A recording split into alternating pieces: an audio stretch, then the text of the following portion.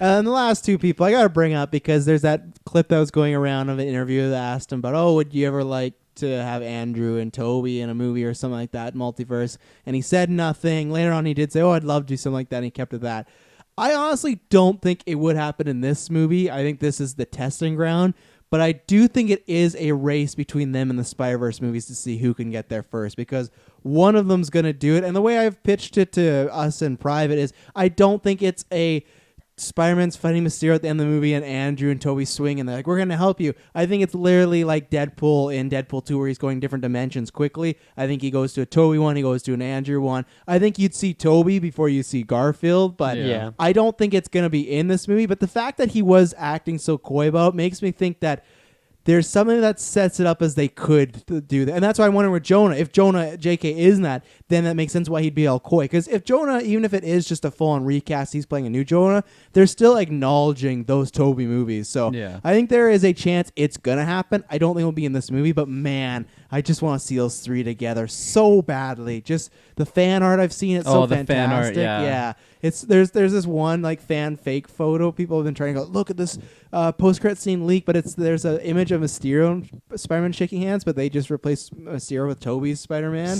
and then it's like Andrew like looking over his shoulder like a smile like and it looks like, and they've like made it look like it's in a theater. It's really funny, but I don't think it's this movie, but I want it, and I think it could happen, but I think Spider-Verse will beat them to it, unfortunately for them. So it's kind of funny when you think about it, how all of these movies, like from all their respective companies, have all now dabbled near the end into, you know, time travel and alternate realities and such. So you got Deadpool that did it in a quick, you know, funny scene, and you got Sony that did it with Spider-Verse, and you have Marvel that's done it, and they're doing it now with their Spider-Man Far From Home. It's just a funny thing, you know, maybe they were doing it for a reason to kind of lead to, you know, maybe that's how they have Deadpool in the MCU doing his thing, jumping around. Maybe that's why, you know, with Sony and all those Spider-Mans. Well, I think they also do because they just don't want to get stale, because I've always said I trust them, but it's just after that big battle in Endgame, you got to think of a reason to get people to go, oh, this is crazy. And Spider-Verse had that effect of like, look at this.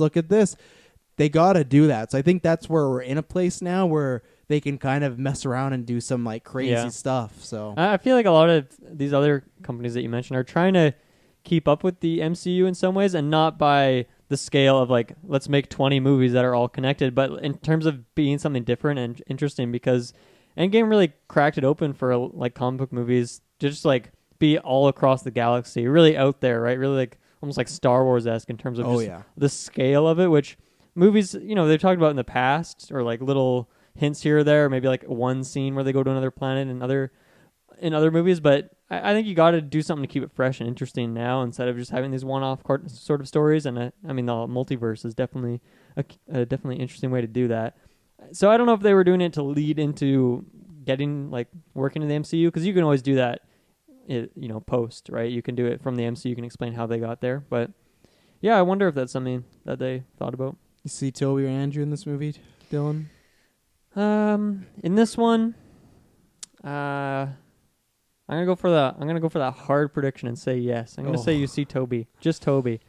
I think there's gonna be a sequence where Mysterio grabs Peter and they just kind of Deadpool it and go through a few different dimensions, and that's where you could see a Jameson. That's where you could see a Tobey. Who knows what else you'll see? Maybe go back. Maybe they talk to Stark, who is still alive. Who knows? Yeah. Who knows? But I think that'd be fun. Well, I think it's really gonna happen? But I'm gonna go for that hard prediction so I can get those points if I am right. Will it into existence? That is one thing I'd be interested to see, if Mysterio is from a different universe, what Tony Stark is like in his universe. Because maybe Tony Stark's like a really shitty person there. Like he is a shitty person here, but like an evil shitty person. Evil, and he hates Peter. Yeah. Yeah, I'm gonna say yes. We see one, if or not all of them. I had this fun idea in my head that when they go through, I don't know if they like, it's Mysterio that takes them, or someone goes to the multiverse and they like go to like the Tobey realm of like the Raimi series, and it's like he goes to like the Daily Bugle, and he gets he meets J. Jonah Jameson, but like just like the world and everything, it just seems like you're watching like a 2000s movie. Like the effects on the camera, it's just totally breaking the fourth wall here. But it's just totally like just looks like you're watching like a shittier quality movie. It's like the CGI just looks really ridiculous. It's just like, what the hell's going on here? Obviously, I don't know if I think I would need Deadpool in there to totally make that happen. But again, maybe I'm just willing it into existence. Do I'd it. love to see it. Yeah. But yeah, I think. Especially just with how sketchy that interview was. That interview, It was, the yeah. answer too. He He's was like, so "Oh nervous. yeah, I really like those guys. I'd really like to work with them." It's just like, okay, I don't know. The gambling man in me wants to say yes. I mean, he is an actor. He's a good actor, but Yeah. I don't know, maybe he he also was spoils nervous. shit all the time, so maybe that's why he's like, I can't spoil this. Right, one. that's what he's nervous about. Yeah, Because imagine if he did that, just like, oh, Toby's in the movie, and then like, oh shit, and then like, imagine that. That clip right. would Because go you around got to be everywhere. careful. Because he can't be like, who's Toby? Right? Because then it also kind of gives it away. Yeah. Which Toby is he talking about? My uncle. I'm gonna say yes. I Wow, think 3 yeses. I Let's think that we go, could boys. actually. Let's go. I think we could see him, and I think it'll lead up. It'll be a brief kind of thing, like in Spider-Verse. They brought all these other Spider-Mans in briefly, and then they left, and we know they're gonna come back in some shape or form. But I feel like in this sense, we'll see them in some shape or form, and then they'll come back when Peter gets around the Sinister Six kind of time or Oh, whatever. damn. Oh wow, So- that's too much. That's dream. I think That's that the dream. you were talking earlier about how he wouldn't be able to face all these like this whole team of villains alone. I think if he calls in like Andrew and Toby, Secret like, Wars. I just can't imagine Toby like dealing with the MCU villains. It's just so funny, but I That love purple it. guy's really mean.